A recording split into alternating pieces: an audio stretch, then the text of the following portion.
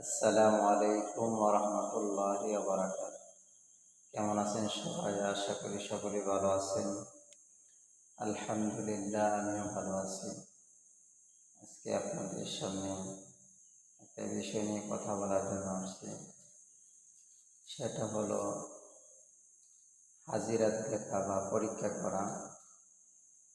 যেহেতু ডাক্তারি জগতেও পরীক্ষা আছে, পাশাপাশি যারা খনকারি করে অর্থাৎ মোতাব্বিরি করে অথবা কবিরাজি করে তাদেরও কিছু মাপার যন্ত্র পরীক্ষা করার কিছু নিয়ম আছে।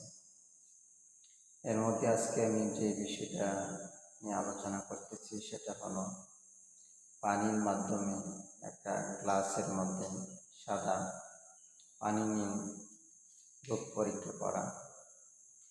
অর্থাৎ রোগী পানির দিকে গ্লাসের দিকে তাকায় থাকবে, আর কিছু ইসিম যেগুলো সাধনা করা আছে এই সিমগুলোর মাধ্যমে যখন ফু দেওয়া হবে, রোগী এক দৃষ্টিতে পানির দিকে তাকায় থাকবে।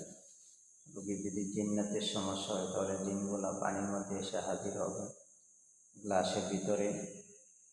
আর যদি রোগীর অন্য কোনো সমস্যা হয় তাহলে দেখতে পাবে, যদি কোনো মানুষ ক্ষতি করে থাকে তাহলে মানুষগুলা এই গ্লাসের মধ্যে দেখতে পাবে।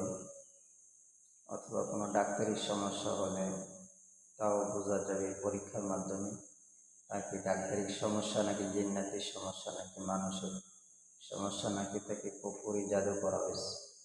এই গ্লাসের মধ্যে জিনগুলা এনে অথবা যে মানুষগুলো ক্ষতি করছে এই গ্লাসের ভিতরে আবার চিকিৎসা সম্পন্ন করা হয়। আশা করি কথাগুলো বুঝতে পারছেন।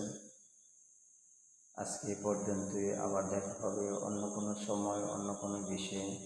সে পর্যন্ত সবাই ভালো থাকুন, সুস্থ থাকুন। আসসালামু আলাইকুম ওয়া রাহমাতুল্লাহি ওয়া বারাকাতুহু।